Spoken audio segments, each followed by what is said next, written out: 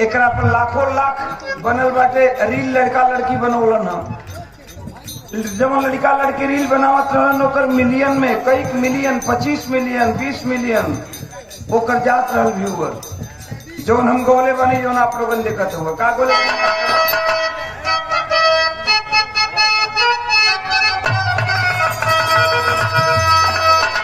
ये गोले बने कि खूनवा पसीना सहरिया में भैया,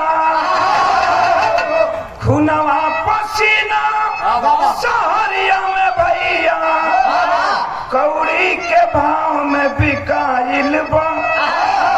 चल उड़ चल सुगना गौवा के ओर, जहाँ माटी में सोना हेराइल बा।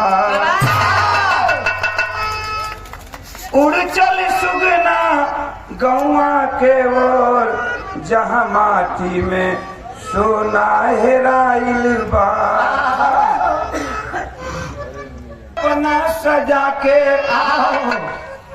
मशीनियों से ज्यादा दहिया खटवनी, हाय रे कर्म यही पेटवा के कारण, कबवा चुमैनी के ड्यूटी निभवनी।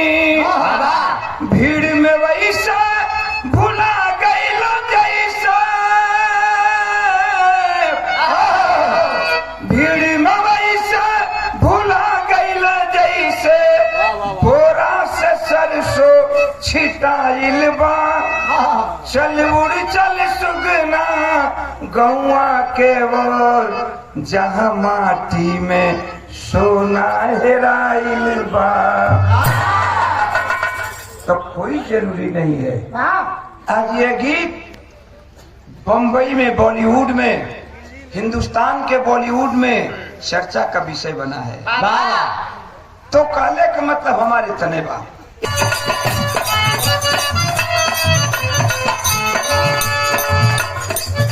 तारीफ करते झारस जब बाल सैया जी,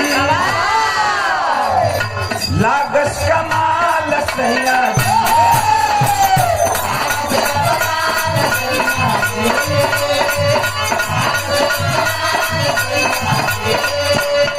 यही हिंदुस्तान की मिट्टी की खूबी है। ये हिंदुस्तान के मेहरारू कह सकत है। हिंदुस्तान की औरतें कहती हैं कि भला है बुरा है जैसा भी है, मेरा पति तो मेरा देवता है। भले वो पिया करे काहे ना हो, लेकिन मेहरारू का कही कि भला है बुरा है जैसा भी है, मेरा पति मेरा देवता है। लंदन के मेहरारू ना कही, फिजी के मेहरारू ना कही, मॉरिशस के मेहरारू ना कही, हिंदुस्तान के धरती के मेहरारू कही। यहाँ की यही खूबी है। मेहरारू मर्द के तारीफ करते का झार जब बाल सैया जी, लागस कमाल सैया,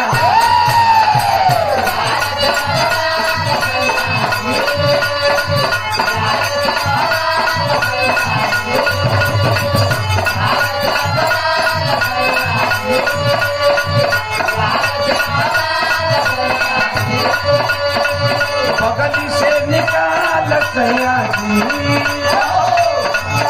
रुमाल सैया जी,